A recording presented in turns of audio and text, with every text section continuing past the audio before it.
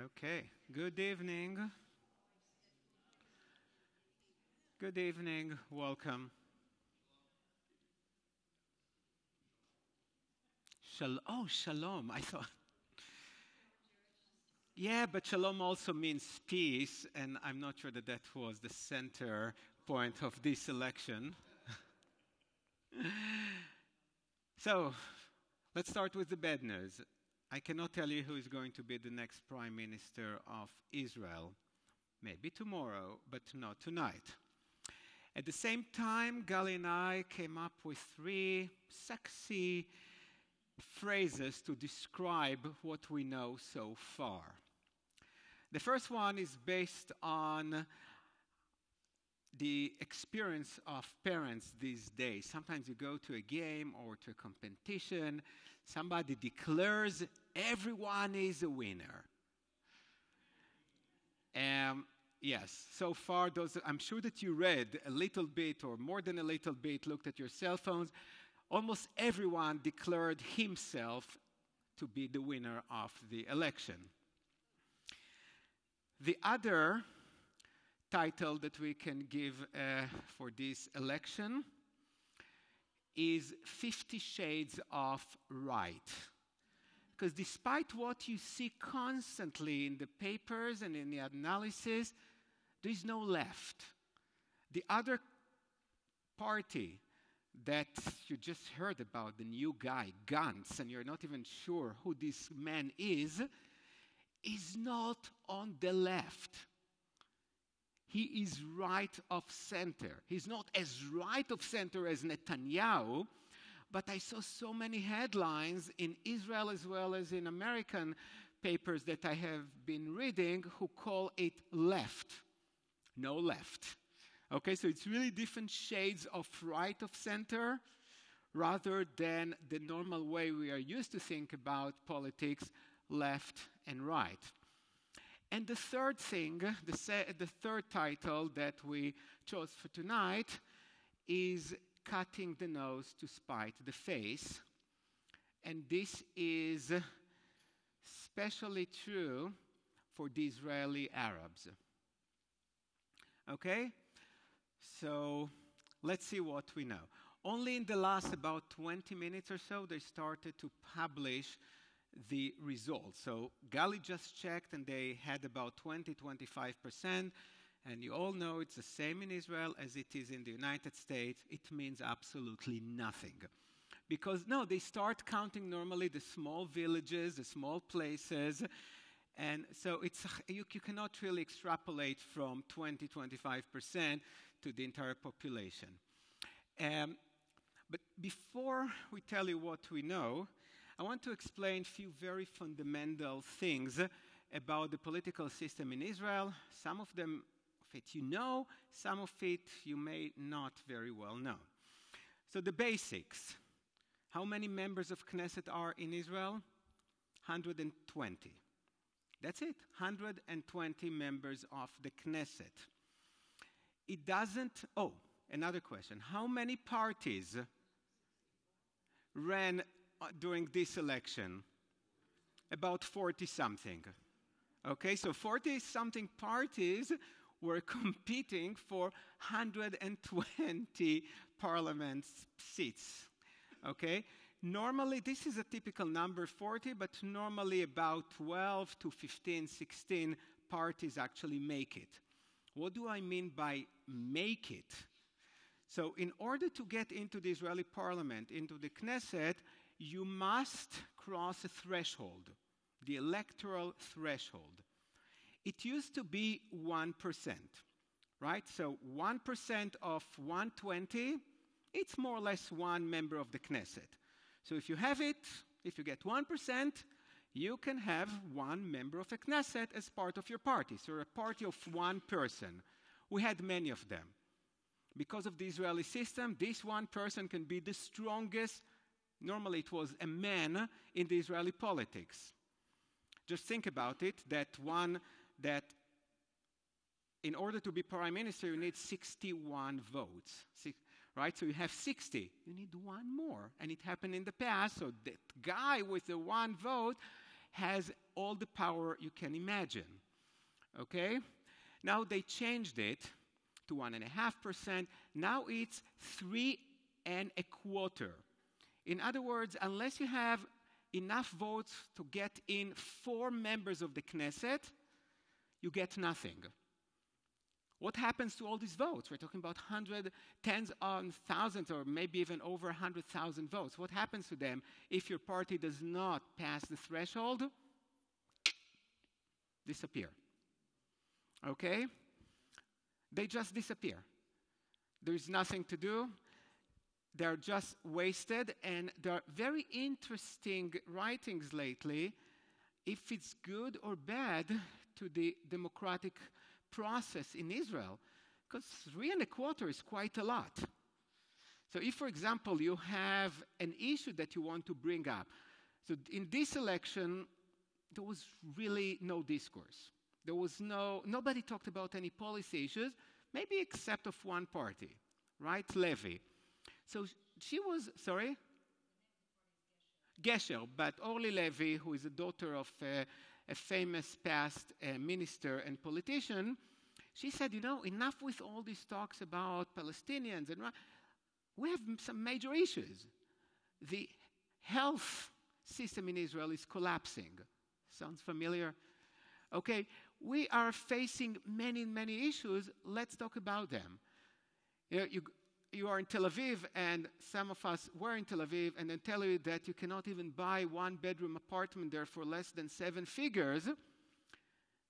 At the same time, most young couples have no way of dreaming about ever owning anything. Okay, so she said, let's talk about it. And she's not going to be represented. Maybe she represents 100,000 people, which is in a population of 8 million, is quite a lot. But she would not very likely cross this threshold. Okay, so many important issues will never be discussed in the Israeli parliament, in the Knesset, because nobody can represent them. So when the threshold is now 3.25%, we may damage the entire process. At the same time, when it was only 1%, as I mentioned before, one member of the Knesset who has a party of 1 gets so much power, which that's definitely not part of the ideal democratic process.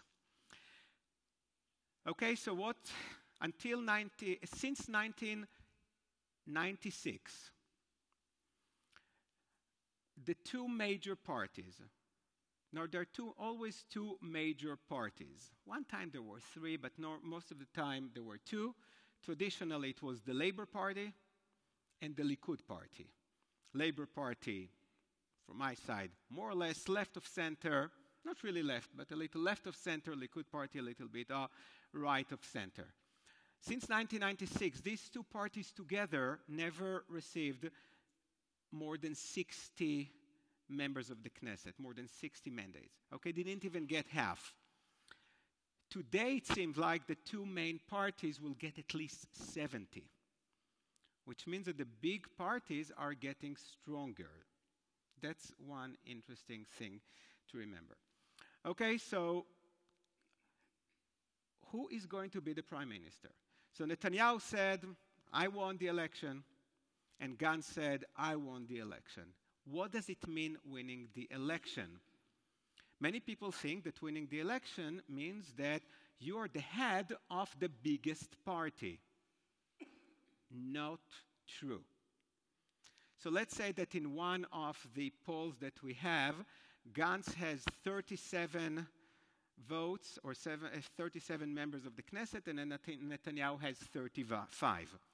So Gantz says, I'm the winner, right? I have a bigger party. But size is not everything in Israeli politics. Who is the winner? The winner who is the one who can go to other political parties and convince them to join and support him or to support his party. So even if Netanyahu gets less votes than Gantz, he said, I'm the winner because I have the ability to convince more people, more parties to support me. So it doesn't really matter who has a bigger part. I mean, it does if the gap is huge, but if it's close enough, it doesn't really matter who has a bigger party. Several years ago, when Tzipi Livni, remember that name? Was the head of the Labour Party, with different incarnation of the Labour Party, she got more votes. But she was unable to form a coalition or a government or to get the support of over 60 members. So she lost, even though she won. Okay? So that's why you hear that everyone is a winner. So Netanyahu immediately said, I'm the winner, even when the polls did not show that he was even close to. And Gantz immediately said, I'm the winner because I'm the head of the biggest party. Let me just say one thing and then I'll continue, because I want to show you the first slide and then.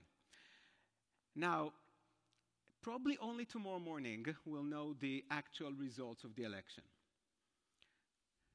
It's not only the time that it takes to count 8 million votes. As you know, it's nothing. How many votes are there in Florida? Probably the same number, right? So more or less, that's not the point. The point in Israel are the votes of the soldiers. Because the soldiers start voting 2 days prior. There's no absentee ballots in Israel. So that's why Gali and I could not vote. You have to be physically in Israel unless you're a diplomat. And the only people who vote early are the soldiers, right? And some sailors on the boats who can not come. But soldiers, there are many soldiers in Israel. Remember your last visit to Israel? So many people walking, wearing uniform and guns. There are tens of thousands of soldiers in Israel who do vote. So before we get their votes, nobody can really declare what's happening. So that's why probably tomorrow morning, or Israel's tomorrow morning, so if you want to stay up until 2, 3 o'clock in the morning, you may get a good idea. Now, once we have the numbers, more or less, it's not final until sometimes 2, 3 weeks, because there are prisoners, there's some other things, but more or less we have a good idea. I want to talk about this gentleman, because many people don't know that. You probably have never seen this picture before. His name is Ruby or Reuven Rivlin. And he is the esteemed president of the state of Israel. We always tell you that Israel has a prime minister, but we do have a president too. Nobody really cares about the president of Israel. When Gali and I went to school, one of our professors told us that the only reason we have a president in Israel is that one of the most influential leaders of the Zionist movement, and if you remember the stories about Truman and how he ended up supporting Israel, the person that everyone knew in this country was Chaim Weizmann. He was the guy. But in Israel, it was Ben-Gurion. And Ben-Gurion did not want Chaim Weizmann to be close to him because he was sort of a competition. He was a very powerful, very smart man with a lot of influence, a lot of support from abroad and other places. So he came up with this brilliant idea. He said, I'll be the prime minister, and you, my friend Chaim Weizmann, you will be the president of Israel. So I think Chaim Weizmann agreed to do it, and apparently he was not very healthy at the time. By the way, Albert Einstein was also offered this position, and he refused for some reasons. Okay? Sorry? No, not Einstein. Einstein helped to raise so much money. He would go with Weizmann to fundraisers, and he was very helpful. His political theory was interesting, like his religious theories were interesting. But he was on the campaign with Weizmann and Golda Meir and others to get political support and tons of money. Because when Albert Einstein asked you a request, people opened their wallets. But that's a different thing. In any case, so we have a president in Israel who just goes on fancy trips to visit places in the world. You know, it's nice to be the president. But there is one day when the president of Israel is the most important person in Israel, and this is today. And why is that? Because the president of Israel invites one party, or the head of one party, and gives them in the beginning 30 days and then even 60 days, and I believe in up to 90 days if they really need to form a government. So this gentleman you see here, Ruby Rivlin, can go to either Netanyahu or to Gantz and tell them or ask them or invite them to form a government.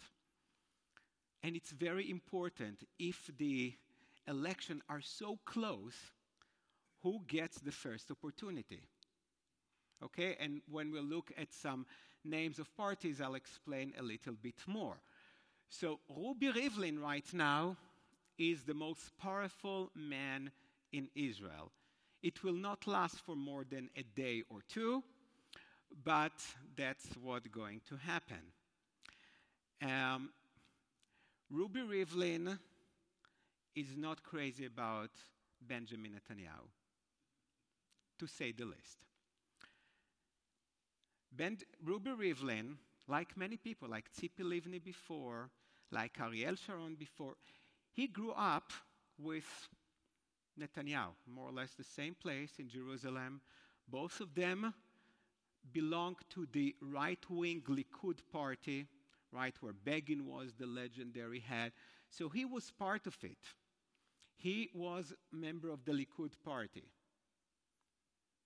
So why doesn't he like, just put it really mildly, Netanyahu? And then something that is really important to explain. Let's just go 20 years, just for the sake of this discussion. When Ruby Rivlin was part of the Likud party, okay, Likud is the right wing, and Netanyahu was part of the Likud party, and Tzipi Livni was part of the Likud party, okay, they were all Likud. But Likud was slightly right of center, okay? What happened since, and other people like Begin and Begin's son, Menachem Begin, and if you really follow their names like Dan Meridor, and other people, they were slightly right of center for very ideological reasons. So that was the Likud. What happened in the past 20 years is the Likud moved almost all the way to the right. Those members of the Likud who stayed ideologically where they have been for all these years found it very, very hard to support the old Likud party. Some of them left politics altogether. Some of them left the Likud party, joined other parties, or formed new parties. Ruby Rivlin became the president of Israel, so in a way he was out of politics. But the more his party, the Likud party, has been going right, and he cares mostly about one very important thing, and this is the Israeli Arabs. 20% of the citizens of Israel are Arabs. Among them, about 90% Muslims, 10% Christians. Okay, there are many Christian Arabs. In Israel, about 10%, maybe 15%, but the majority are Muslims.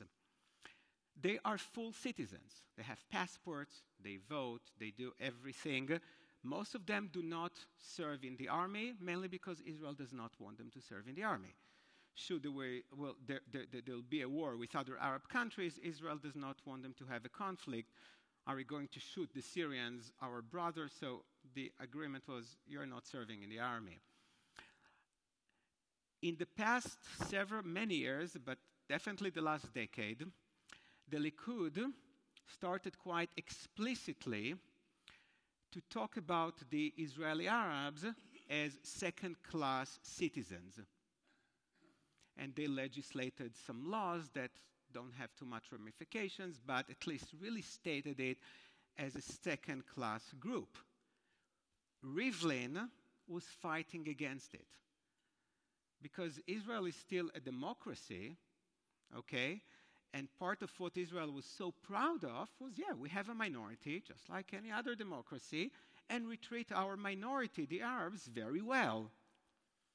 And so the shift of the last decade of treating the Arabs not very well, really making it almost formal, some ways of discriminations. Ruby Rivlin, again, is a right-wing person, and he's not the only one, but he's the president, was fighting against it, was making declarations that the president has never made before and should never make. He said, you cannot do that. Israel is a country of all of its citizens. We're a Jewish state. We're not saying we're not a Jewish state, but we're treating our minorities as equal, 100% equal. And what you see here is really fascinating. So Israel passed a law that maybe will fall when the Supreme Court of Israel will deal with it. It doesn't mean much, but it says that Israel is more a state of its Jewish citizens, and Hebrew is superior over Arabic, some other things that, again, don't have any real ramification. And there was no reason to do that, because the equilibrium, as you know, is so hard to maintain. But they passed the law, and every law that passes in the Knesset, in the Israeli parliament, the president of Israel has to sign. It's just formality. He must sign. If he would not sign, he has to resign. Okay? Look very carefully at this picture and see what you try to identify the interesting thing there. The Arabic.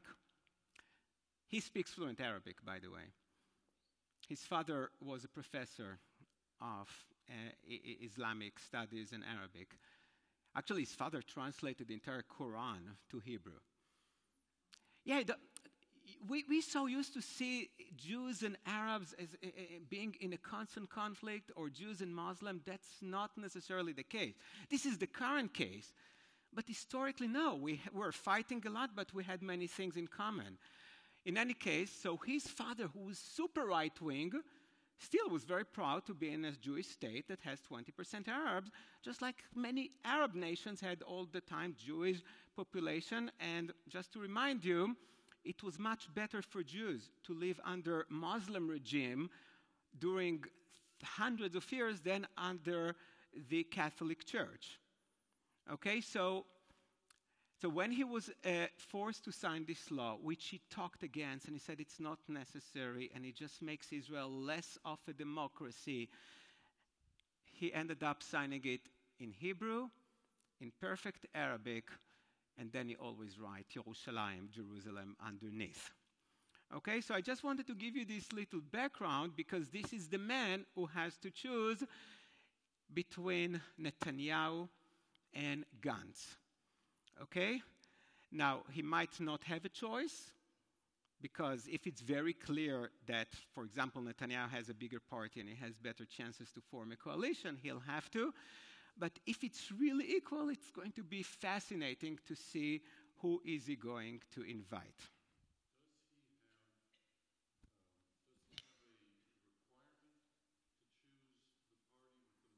No.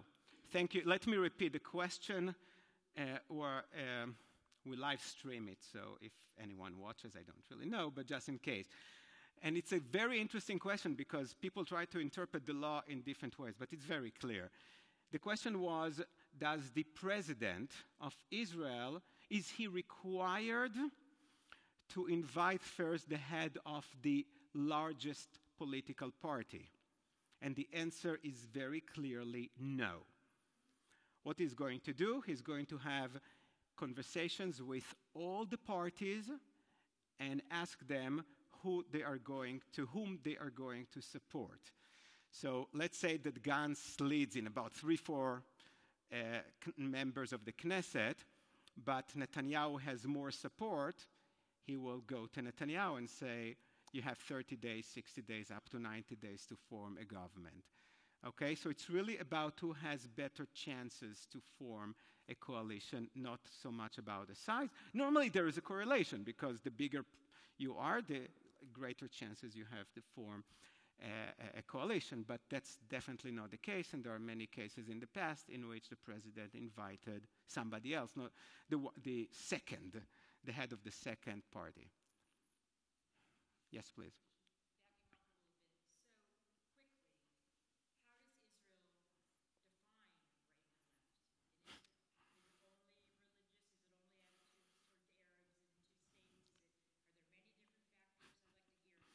Do you want to take it, or do you want to? No, I can. Okay. So right and left, it's a very good question, and so much has been written about it, and things do change. The question was, how does Israel define right and left? Traditionally, it was not over economic issues, but it was about the attitude towards the Palestinians and the potential for a peace process. So those who were more willing to negotiate with the Arabs, with the Palestinians, were considered to be more on the left, and those who advocated support of the settlements and refused to return any territories for peace were considered to be on the right. Okay, so this is really this is by far the number one. So when you just say he's on the right, it means he does not necessarily, is not willing to negotiate with Abbas, with the Palestinians, etc. On the left, he is more leaning too. And that's why I use this phrase in the beginning, 50 shades of right. Because Netanyahu, the other day, was talking about annexing the West Bank, or at least part of the West Bank, which was something that nobody, I'm not talking about the super extremists who have absolutely no power, but no prime minister even dare to think about it out loud. But he said it because he felt that he really needs to do everything in his ability to win this election. So he really went all the way to the right. But Gantz did not start on the left. Gantz was brought up right off center, and many people in this big party of his now, which is, by the way, quite a miracle for a person who has never been to the Knesset, okay, to have a party that has 30-something members, probably even bigger than the party of Netanyahu, which shows you how much people are unhappy with Netanyahu. But he's not on the left. He may have conversations with the Palestinians, because if President Trump will force him, he will do it, just like all the previous prime ministers of Israel were talking, stalling, or, okay, so we all know. But there is no real left now. I mean, there is, I'll show you, but any meaningful left of people say, we need peace, we need to talk to the Palestinians, we need to reach this two-state solution.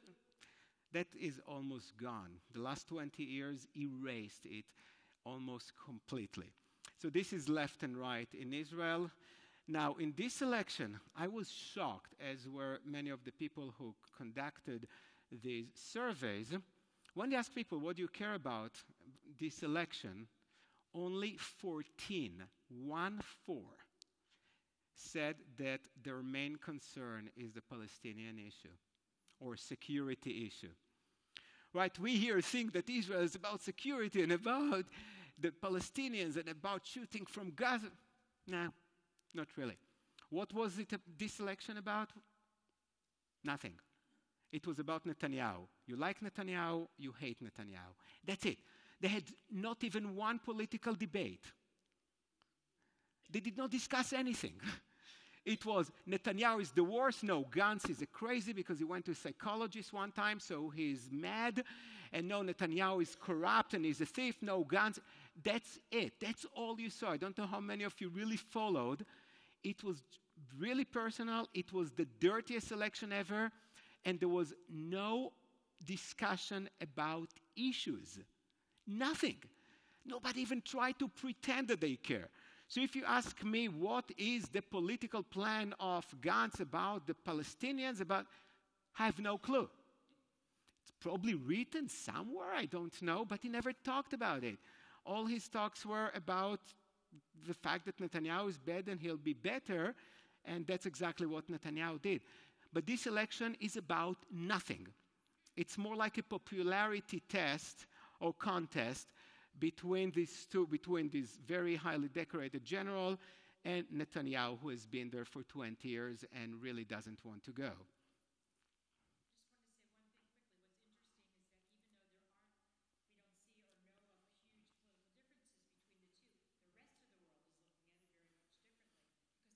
And that's why I wanted to have this meeting tonight, because again, what I find so, even in serious newspapers, they describe Gantz as left of center. It's not true. He might be there, because people like Ariel Sharon, remember Sharon, was really right of center, and then as prime minister, he was willing to negotiate with the Palestinian and moved more to the left. Okay, Rabin was always in the Labour Party, but politically he was really right of center, but as a prime minister he moved somewhat to the left. So things like that happen all the time. But right now, if you had to ask, or if you looked at everything that Gantz has been talking, and he probably talked less than I do today in the entire 4 years that we know him, we don't really know, and he is more right of center. Yes.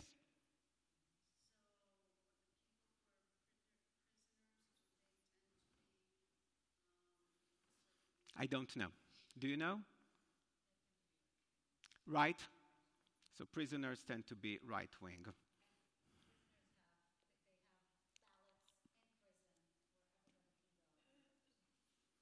So yeah, when you heard the discussion in Florida,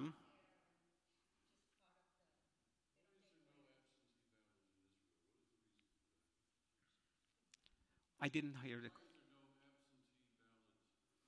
Why no absentee ballots in Israel? There were discussions all the time. When the Labour Party was in control, they were afraid that the Jews or the Israelis outside of Israel are too much right-wing and would support the Likud party. When the Likud was in control, they thought it would be the other way around, and there were talks about it, but no absentee ballots. You have to be there physically to vote. That's the law. So it has some pragmatic things, but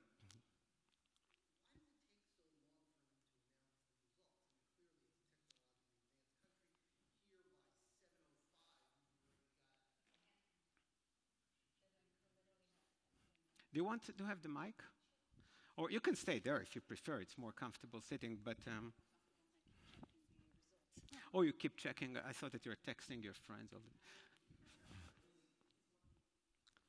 Not working? No, I turned it on. Hi. Yeah, Hi. working. So, first of all, it's a hand count. So they have to actually sit there and count. And I think, if I remember correctly, they do it twice. To go back to your question, why is there no absentee ballot, is so you cannot vote. Because every Jew, as you know, has the right to be a citizen of the state of Israel. The concern is that mostly American Jews, but Jews from all over will come, have the right, become citizens, live somewhere else, and then be able to vote and influence the elections.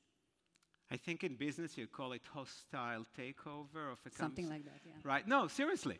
Theoretically, it can happen, right? Many people can make aliyah and get the citizenship, and I don't think it's so easy to. But now with direct flights from Miami, maybe.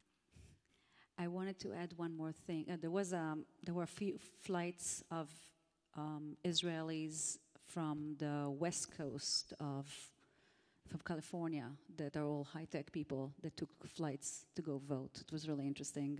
They interviewed them in the airport, and they said, "I'm going for 24 hours just to vote and go back." So that was interesting. There was a lot of people trying to do that. I wanted to add to the question, Margie, you asked about the right and left.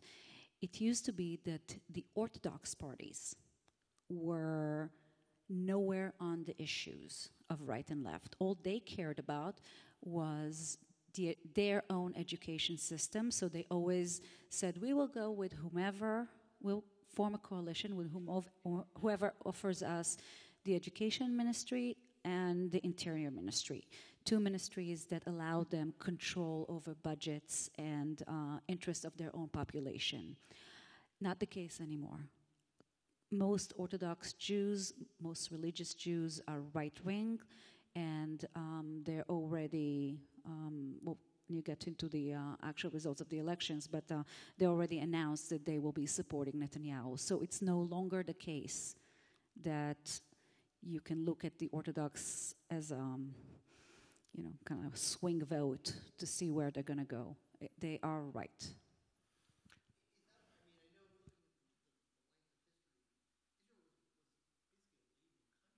Yes, Israel was founded as a socialist country. Correct.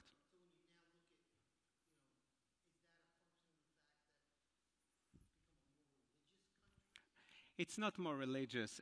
You know what? I'm not sure I want to get into. Let's see if I will. I just want to talk a little bit about the election themselves. And here we need to talk much more about the subject. And I promise next year to have a long class of many that really explains the fundamental, the political, sociological, historical roots of Israel and why things are as they are. But it's a really good, there are many, many different reasons for that. Let's start looking a little bit about the results. I just took two of the exit polls that I had. I don't know how good they are, but again, numbers are so close, so things can completely change. There was one night that I refused to go to bed. Gali did go to bed. It was 1996, and I was not a nice person because I could not keep my mouth shut. I woke her up at 5 or 6 o'clock in the morning, so she'll get the dreadful results. I just did not keep them inside because she went to bed thinking that Shimon Peres is the prime minister, and I just did not feel right. I felt that something was wrong with all these polls, and unfortunately, and quite rarely, I was right about it. So things can really change, but these polls can give us a good idea of what's happening there and how we should understand the system. So let me just give you a little bit. This is just channel 12. Doesn't mean anything, just that was the first one that I saw. Blue and white is the new party of Gantz, okay? He went to a guy by the name of Yair Lapid, who was a popular talk show host and an amateur boxer. Sorry? And a sort of, if you call it journalism. But no, he's a super charismatic, super handsome guy, and people just loved him. And he has been in politics for a long time, and he always got about 10, 12 members of the Knesset, sometimes a little bit more, but his party was quite stable, and he is, let's say, really center. So Gantz went to him, and together they formed this the new party that is called Blue and White. Okay, so this is, even if Gantz is not going to be the next prime minister, this is not good news to Netanyahu, because all that they were able to say, this Blue and White, is you should not trust Netanyahu. Okay, that was their entire platform. Now, forget about Netanyahu's achievements or lack of them. The reason that the election took place today, you know what is the reason? Because the elections were scheduled for November. But the Attorney General of Israel told Netanyahu that he can no longer hold all this information about Netanyahu's corruption and bribery and everything else, and he has to make an announcement that he's about to indict him. So Netanyahu immediately declared new election. As prime minister, you can declare election whenever you want. You have to forget about the American system. American system we can criticize from today until 2020, but it's much more stable Because you can love the president, you can hate the president. He is the president, you're stuck with him. The system in Israel, based on a parliament, you can have election more or less whenever you want, and it's quite clear that Israel will have an election within a year if Netanyahu forms the coalition, because he will be indicted, and then what? Okay, so don't think that this is a long-term investment here. We're going to meet again much sooner than you think, whether or not we like it. Okay, so Netanyahu took a major gamble here and said, I want election in April, because he thought that the Attorney General will shut his mouth and would not say anything before the election. And he said, in the meanwhile, things will be okay.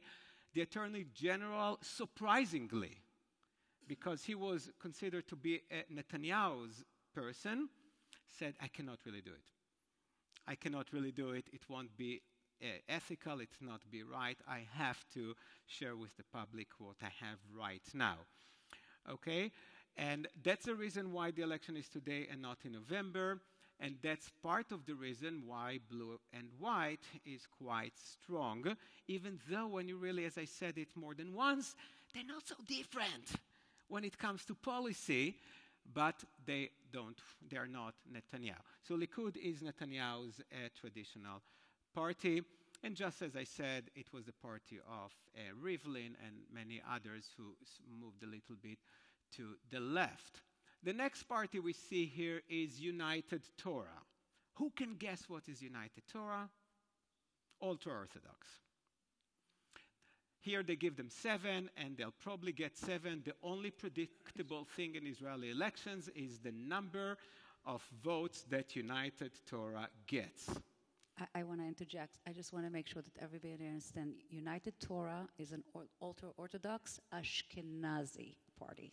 Thank you for that. We'll get to the other. Yes. Okay. Now, some of you live, I know, in gated communities, and you'll get it, because after the election, you can tell what was the split of votes in your community, right? There are polls in the community, and you can say, I don't know, 60% voted to Trump this election. It's the same in many of the ultra-Orthodox neighborhoods. So when they say you have to vote, if they find some ballots that vote somebody else, they start investigation. You don't mess up with your community. This is the tightest community one can imagine. So they get 7, and that means 7. They already said immediately, as Gali has mentioned, we're going with Netanyahu. In the past, they went with the Labour Party, with whoever gave them what they wanted. And what do they want, basically? They don't want to serve in the military, and they want to get a lot of financial help for their ultra-Orthodox institutions, private schools, etc., from the government. Whoever is willing to give it to them, they will take. Why did they already announce 2 minutes after the exit polls came out that they are joining Netanyahu? Why not wait?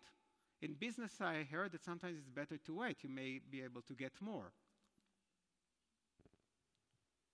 I'm not sure. I don't know for sure, but... take that. I actually know. No. Because they said, number 2, remember when Alon was talking about the journalist from Blue and White? He's a centrist party, and his main focus is secular Israel. So they already said before that they will not sit in government with him. So it's not Gantz, it's his number 2 and that party.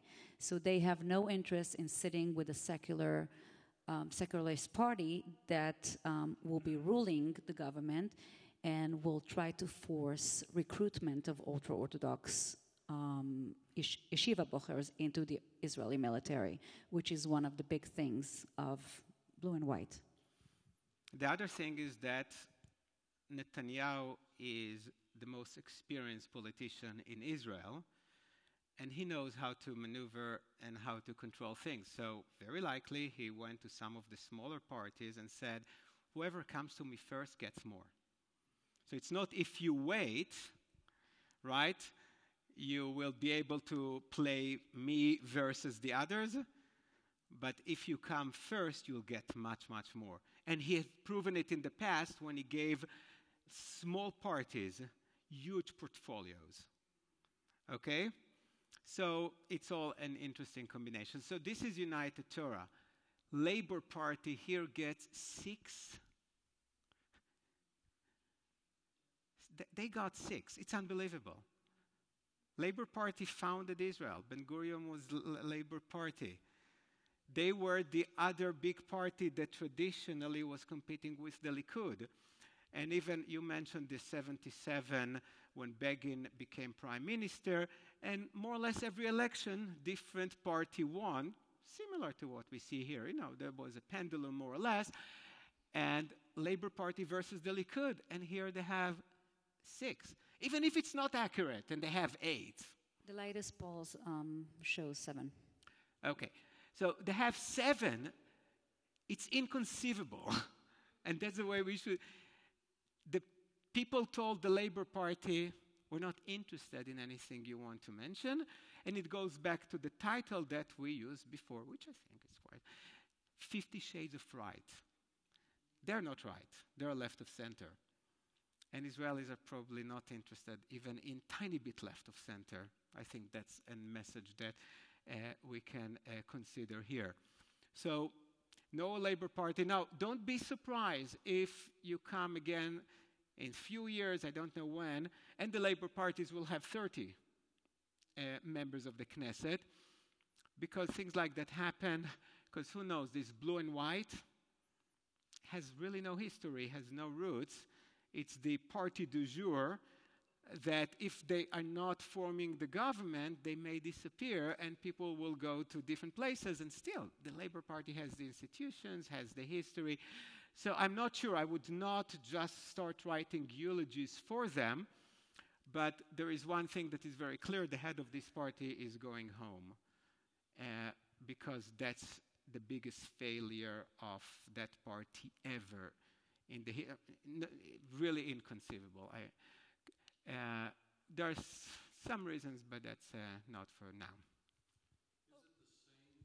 Can I ask you to use the mic so that people online can hear you? Is it the same 7 United Torah people in the Knesset every time? Is it the same 6 labor people every time? Because I know it's all, you know, the hierarchy of each party. Is it the same people every single election?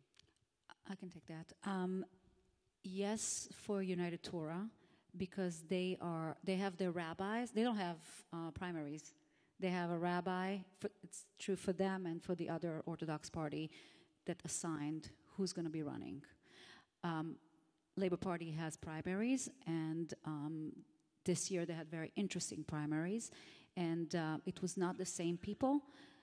And the head of the party is a new guy that kind of was climbing up the ranks, and it was a big surprise and obviously disappointment from many people's perspective. So it's not the same, but they have primaries. Did that change recently? Yes, the last primaries, okay, which were a couple of months ago.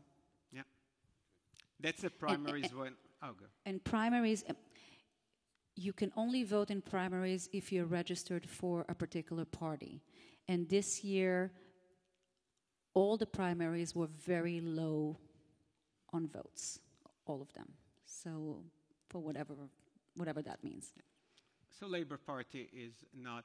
Now they, when you will read in the papers tonight or tomorrow, they will automatically put them with blue and white because, again, blue and white is tiny bit more on the left or less on the right than Likud, so they should go together if there is a government. Also, one of the big campaign promises of the Labor Party was, and they had a whole TV ad about, on it, the head of the party, Avi Biton, told Gantz, this is how you say it. I will not sit with Netanyahu. I will not sit with Netanyahu. And he said it many ways. I will not sit with Bibi. I will not sit with... It was like almost jokingly, but he was kind of teaching Gantz how to say no to Netanyahu, because there is a possibility, a theoretical possibility, of the two big parties sitting together and solving all those coalition game mishmash. but they cannot sit with Netanyahu. Their only option is really blue and white, not just politically, but also because that was their big campaign promise. Okay. Gantz initially said that he might go with Netanyahu, because see how simple it would be. 33 plus 37, we get 70, very strong, stable coalition. You don't need all these small parties to tell you what to do. And it happened in the past. The Likud and the Labour have formed a coalition, a government together, so it's not unheard of.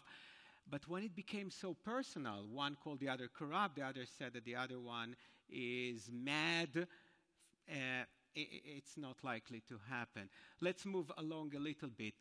Hadash Tal, whatever the names are, it's not important. This is the Arab Party, one of them. Okay, used to be the Communist Party. In Israel, communist is not a bad word. Kibbutz is the manifestation of communism, when you think about that. It did not work out the way Karl Marx and other people envisioned it, but communism is not bad. Okay, it's not a bad word. Socialism is definitely not a bad word because Israel was founded in many ways. It's still a socialist country. Okay, but Hadash is part of them were the communists, not even the socialists, and some Arabs. And you know what, I'm going to skip for a second because the next one is Ram Balad, which is another Arab party, which only in this poll shows that they have few members of the Knesset. Most of the other polls shows that did not even pass the electoral threshold. And if this is the case, it means that there are only 6 Arab members of the Knesset. Now, I said that there are 120 members of the Knesset, and 20% of the Israeli populations are Arab. So what is their potential in terms of electorates? Let's say 20% of, right, about 24, 20, 19. Some of them would vote for big parties. But just remember, 6. And there is a reason for that we will discuss, but just keep it for the last discussion. Shas. So when I described United Torah as the ultra-Orthodox party, Gali immediately correctly said the Ashkenazi one, because Shas is the Sephardic one. Okay, so if you think that Ashkenazi Sephardic is not so important, it's less important, and it's getting less important when it comes to the ultra-Orthodox world. It's still crucial. I know that some of you ask me important question about the most important thing on TV right now, Shtisel, right? Shtisel is the United Torah. This is the Ashkenazi, which is completely different in culture, and even when you go to different synagogues and melodies and other things from the Sephardic. Okay? That's a fascinating story of why and how and the relationship. But Shas also would support Netanyahu. What else do we have here in this one? Israel Beitenu. Israel Beitenu. Now, not only people who, like Rivlin and others, were not happy with Netanyahu because Netanyahu went too much to the right. There are many others in Israel who were not happy with Netanyahu because Netanyahu did not go enough to the right. Okay? So 2 major groups or parties formed for this election. One of them is Israel Beitenu, and the other one is here URP, United Right Party, something along this. They're all brand new. They never existed before. And because of these parties that are much more right of right, Netanyahu came up with his statement 2 days ago, said that he's going to annex the West Bank.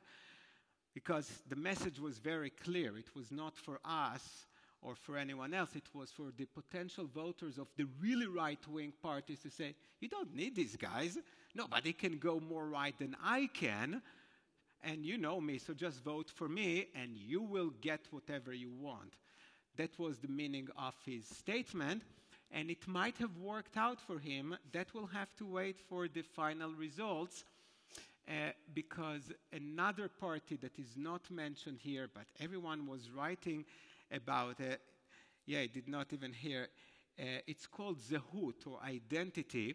And you probably read a little bit about this messianic guy, super right-wing, but all he cares about right now is legalization of marijuana in Israel. And you would think, who cares about it? We have so many problems. And apparently, all the polls show that he can get minimum of 7, 8, to even 11, 12 seats in the parliament, because people just liked him. You know, since somebody asked me the question correctly, I think, that what Israelis care about, what is right or left, they don't really care. And enough people, Israelis, not my generation, of course, but younger generations, smoke all day long because, it became part of the culture. Again, Gali and I are still of the generation, you finished the army, you went to the university because you feel that you have to catch up with the 3 years that you have spent in the military. The new generation, they all go to South America, to India, to Thailand, to other places, spend at least a year having fun. So they all come back to Israel, they want to have the same kind of fun in Israel. So almost everyone in Israel is a gardener and has a nice little arrangement. So they just want it to be legal. But there is a good likelihood that this guy did not pass the electoral threshold. Meretz, here it shows, is it 5? Yeah, it has to be 5 because 3 would not make you cross the threshold. The last results show them just slightly above the threshold, with kind of like not clear if they're in or out. So Meretz is the only really legitimate left party of Israel. And if they cross the threshold, which is not clear as we just heard an update, they may have 4. The left in Israel used to be quite big. Meretz had 12, 15, which just shows you that there is really no left. No left. And if they will not even get into the coalition, there will be nothing there. And Kulanu is just another sort of group of people who used to be in the Likud party, had fights with Netanyahu, and decided to form their own party. And in many regards, they are just like the Likud, and they will go with the Likud because they cannot go with anyone else. Let me say one thing about the Arabs, and then we can play with the calculators just to have fun. What's the story with the Arabs? Don't they know that if they want to have some political power, they have to vote? Isn't it the only way to get what you want? They chose, especially after this law that I had mentioned before, the law that the president of Israel, Rivlin, found it really hard to sign.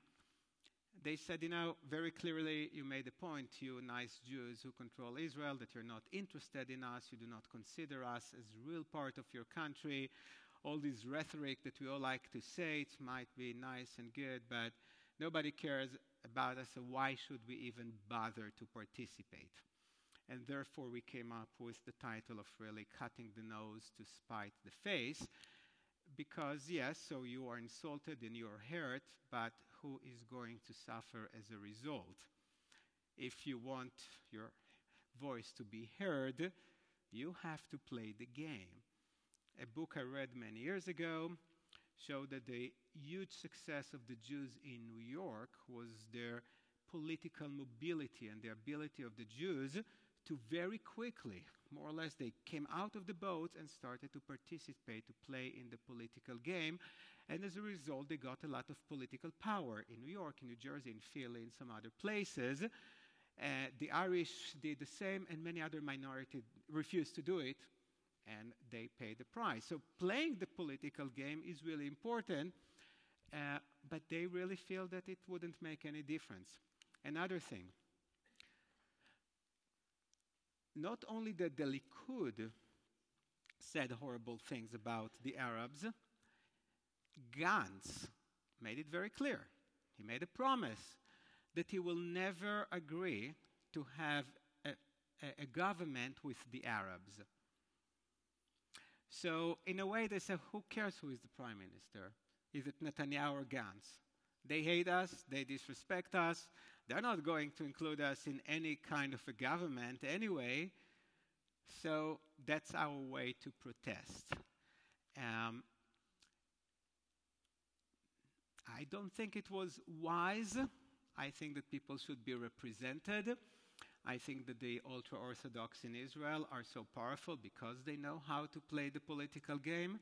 And in Israel, it's much more important than here because it's not only you choose your president, you get a lot of money for your institutions, you get tons of jobs in the government and municipality. Politics really affect your everyday life. Not just dinner parties with friends arguing who is better, who is worse. It's really so much more part of our life, and they just decided to get out of the game. It may help them with some international rhetoric and some other arguments, but I don't really know. That's by far the smallest number they ever had. The leaders of the Arabs tried to convince them to participate. There was a nice, Gali shared with me some YouTube song that one popular singer there sang, was quite witty, convincing people just get and vote. You do it for yourselves. You're not doing it for the Jews. But it doesn't seem to work at all.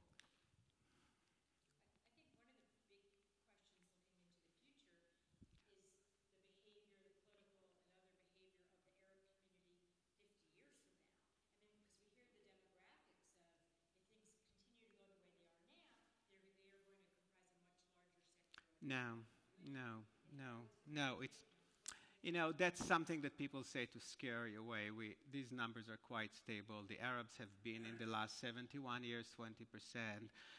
Their birth rates are higher than the average in Israel, but at the same time, the ultra-Orthodox, the regular Orthodox, the moderate Orthodox have more kids than even the Arabs. So this 20% is not really changing. What we do talk about, and that's another thing that I would leave for a much larger different discussion, is if Israel will at one point be forced or choose, but to annex the West Bank and Gaza Strip and will have to give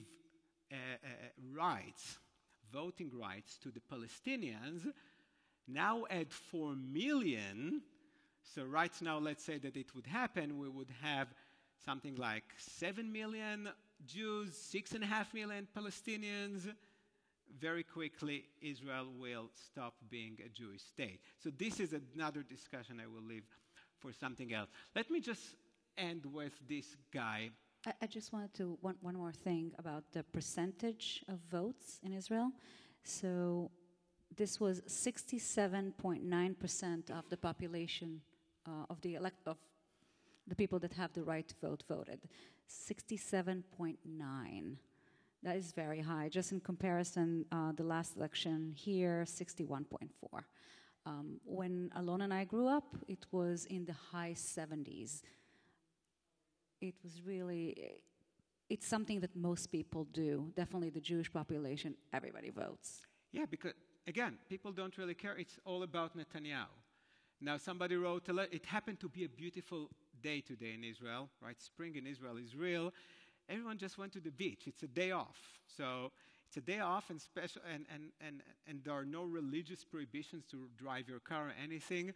So everyone just took advantage of this beautiful day and did not bother so much to vote. Let's just end here with Israel Beitenu, because the headlines would probably be that Netanyahu has better chances to form a coalition, to form a government, because they still look at it in the old-fashioned way of left and right. So if even according to that, you take the Likud and the United Torah and you'll take Shas, and you take Israel Beitenu, and URP, and you take Kulanu, you'll get at least 60, if not more. And this is the most optimistic poll for Gantz. Other polls show that Netanyahu can even have more. At the same time, we can have Israel Beitenu, which is an interesting party. It's headed by Avigdor Lieberman, who was an immigrant from Russia, who realized that the only way for the immigrants from Russia to succeed in Israel is to play the political game, and they did it super effectively. And he was a very powerful man, still is. He was the security or defense minister in Israel until he had a fight with Netanyahu a few months ago. He is right-wing. He's really right-wing. At the same time, he really hates Netanyahu. And he already made a statement, I'm not sure where I'm going. So if you start playing the number games, and I have before, and it's not so hard, it's not calculus 3, you can see that this guy, Avigdor Lieberman, is the guy who can determine between Netanyahu or Gantz. So while everyone immediately, almost automatically put him on the right, because you ask what right is, this right is not so much right, because he can say, yeah, I support it when it comes to the Palestinians and the Arabs, but right now, I have to take care of my people.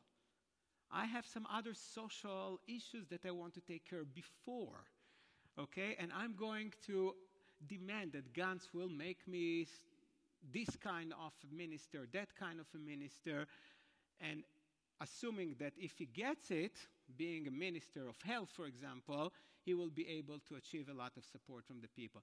So until we really know the real results and until we hear from some key players with whom they are going, it's not clear. Okay, remember, Israel, blue and white is not left, which means other right-wing parties that can go with them. Do you want to say something, or do we have other questions? Just Karen, and then you will take the...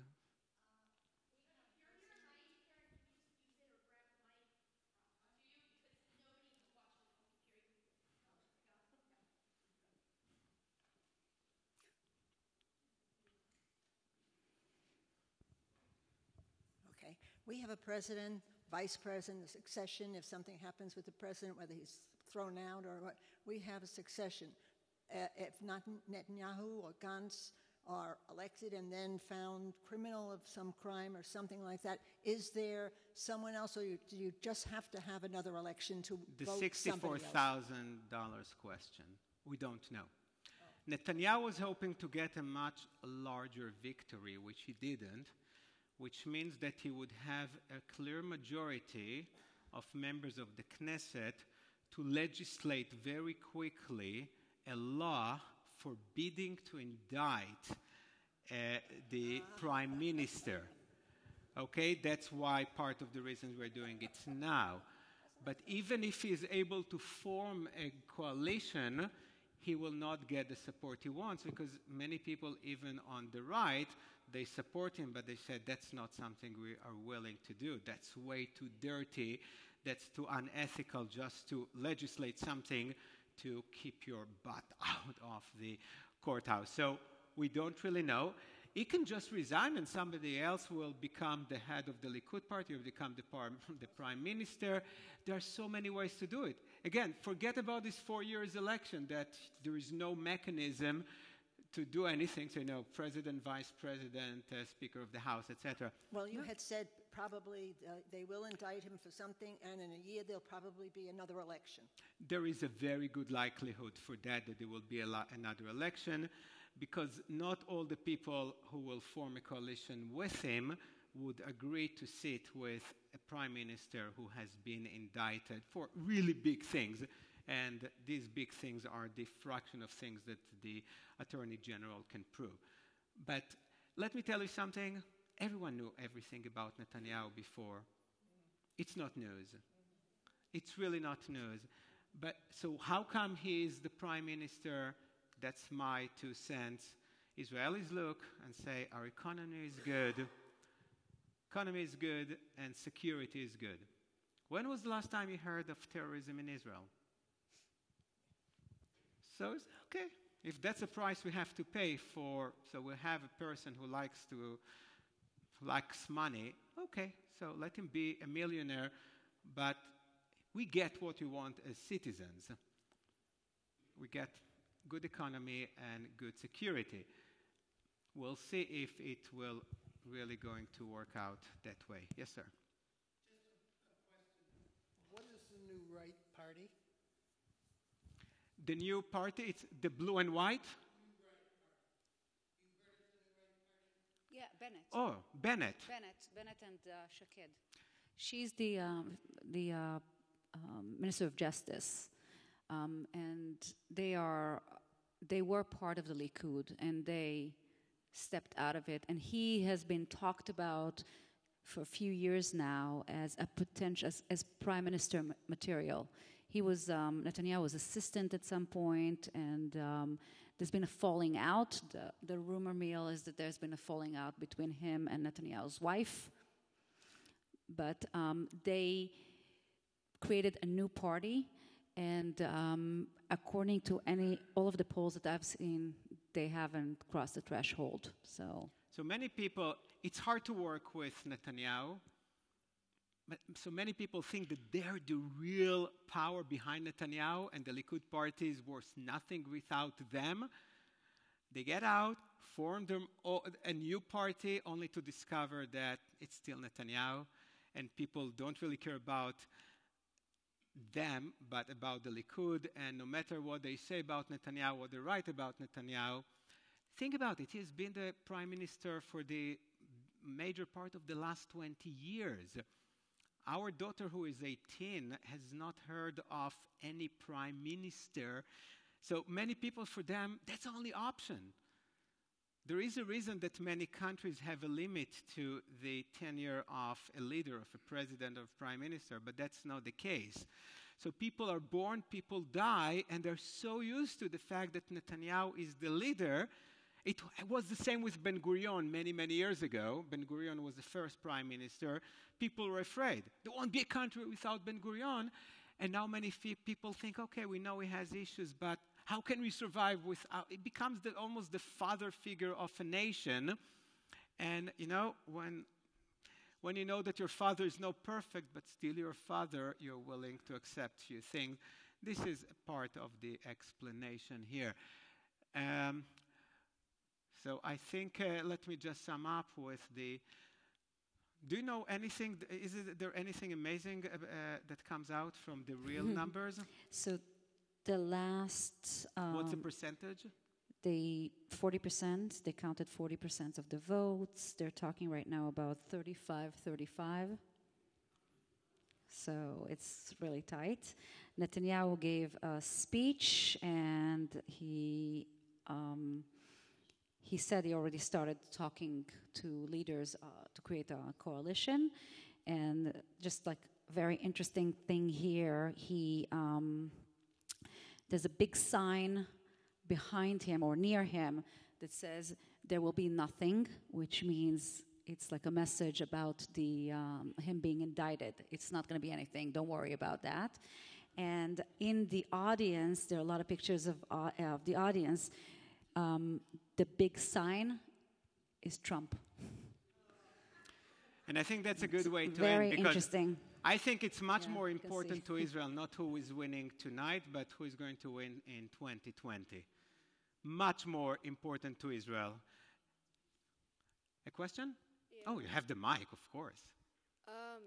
What if Netanyahu loses? Would it influence how Trump supports Israel, as an ally? Wow, that's a very good question.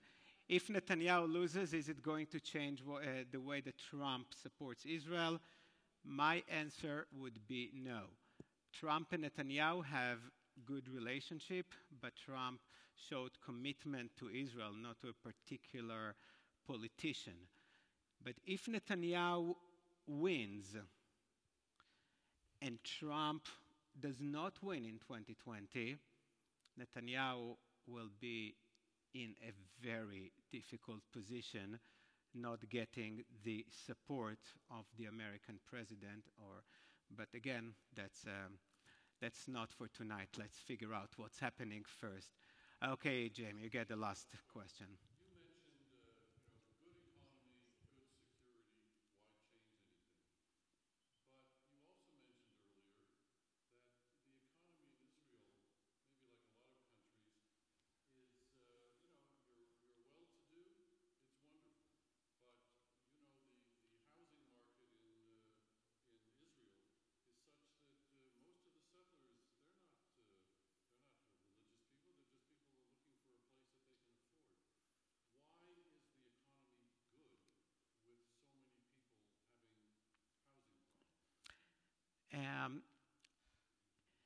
When you look at it and you use economic models, you can easily prove that it's not very sustainable, and there is a lot of base on some credit. And people for at least a decade are talking about the real estate bubble, which never came to fruition. Prices just keep going up. The reason is that people are doing much better than they have done before. And you cannot dream about an apartment in Tel Aviv, but most people today cannot dream about an apartment in Manhattan. And when you really go to the periphery, you can get a little place, shack near Beersheba, and still feel that, life is much better today than it was before and than it was when your parents were young. So, and in Israel, it's less, but we're so proud. It's still, Israel in a way, it still behaves in like a little shtetl. So when we hear about all the huge success of some Israeli startups and some Israeli billionaires, because Israel now has tons of billionaires and very successful businesses, they feel personal pride in that. So it looks like Israel is doing so well, and it's only a matter of time before they will benefit from this extreme wealth. Is it really going to happen? I'm not sure. But for the most part, this population who does not benefit from the economic boom, they have always and traditionally supporting the right. So they are the biggest, they are the base, if you want, of Netanyahu and the Likud party, and they're not going to change. Okay, Carol, this is the fifth last question, but Carol. For the people who live along the Gaza border, certainly their economy and their security is not good. Where do they stand in all of this? Big time Netanyahu. Huge time Netanyahu. Because it's not good, but the fear that if someone else would become prime minister, it will be worse. Okay, we mentioned Einstein before, it's all relative. So when Lieberman left the government a few months ago, he said, I have to leave because Netanyahu does not take care of the people of the South. He abandoned them, he doesn't care about them, I'm the one. At the same time, they'll say, yeah, nice, but Netanyahu.